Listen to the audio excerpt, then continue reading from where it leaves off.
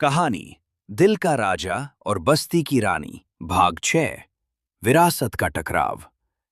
आर्यन मल्होत्रा अब सफेद बालों में भी बेहद हैंडसम लगते हैं और महक अब भी उसी सादगी से घर चलाती है। उनका बेटा कबीर मल्होत्रा अब शहर का सबसे एलिजिबल बैचलर और एक निडर बिजनेस टाइकून बन चुका है। कबीर के पास अपने पिता का बिजनेस दिमाग है और माँ का बस्ती वाला जिगरा। कबीर अपनी बोर्ड मीटिंग में सूट पहनकर नहीं बल्कि लेदर जैकेट और बाइक पर पहुंचता है। मैनेजर: सर, विदेशी क्लाइंट्स आपका इंतजार कर रहे हैं। कबीर: उन्हें कहो कि कबीर मल्होत्रा घड़ी के कांटों पर नहीं, अपने मूड पर चलता है। कहानी में मोड़ तब आता है जब कबीर की मुलाकात तारा से होती है। तारा उसी बस्ती की लड़की है जिसे महक ने स्मार्ट विलेज बनाया था। तारा एक निडर जर्नलिस्ट है जो बड़े बड़े घोटालों का पर्दाफाश करती है। एक दिन कबीर की कंपनी की एक साइट पर कुछ पेड़ काटे जा रहे थे। तारा वहां पहुंच गई और बुलडोजर के सामने खड़ी हो गई। तारा: ये पेड़ नहीं कटेंगे, चाहे यहां का मालिक खुद भगवान ही क्यों ना आ जाए। तभी कबीर अपनी स्पोर्ट्स बाइक से वहां उतरता है। कबीर: भगवान तो नहीं आया, पर कबीर मल्होत्रा आ गया है। हट जाओ लड़की, यहां अस्पताल बनना है। तारा: अस्पताल इंसानों के लिए बनता है और पेड़ इंसानों को सांस देते हैं। अकल बेच खाई है क्या। कबीर को पहली बार लगा कि उसे अपनी मां जैसी टक्कर की कोई लड़की मिली है। घर पर आर्यन और महक कबीर की शादी को लेकर परेशान हैं। महक ने कबीर के लिए एक बस्ती वाली लड़की ढूंढ ली है और आर्यन टू ने एक बिजनेस पार्टनर की बेटी।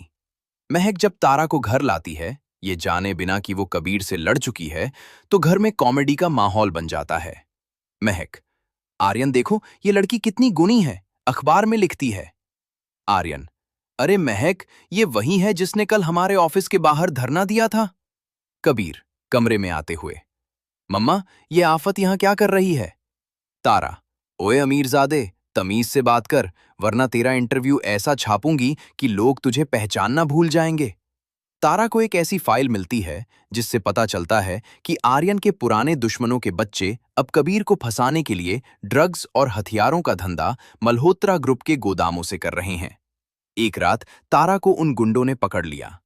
कबीर को जब पता चलता है तो उसके अंदर का मल्होत्रा खून खौल उठता है। वो आर्यन की पुरानी कार लेकर निकलता है। वहां एक मॉडर्न फाइटिंग सीन होता है। कबीर अंधेरे गोदाम में नाइट विजन चश्मे पहनकर घुसता है। वो गुंडों को अपनी मार्शल आर्ट्स और आधुनिक गैजेट से धूल चटा देता है।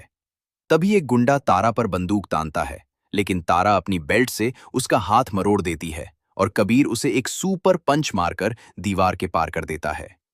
अंत में कबीर और तारा पीठ से पीठ सटाकर खड़े होते हैं और बाकी बचे 10 गुंडों की एक साथ धुलाई करते हैं। लड़ाई के बाद कबीर तारा को लेकर घर आता है। आर्यन और महक उन्हें साथ देखकर मुस्कुराते हैं। आर्यन: लगता है कबीर को अपनी रानी मिल गई। महक: मैंने कहा था ना, हमारे खानदान का नसीब ही बस्ती की लड़कियों से जुड़ा है। कबीर घुटनों पर बैठता है और तारा को एक अंगूठी नहीं बल्कि उस बस्ती के स्कूल का चाबी देता है जिसे उसने तारा के नाम कर दिया है। कबीर: तारा, क्या तुम मल्होत्रा साम्राज्य की नई बॉस बनोगी।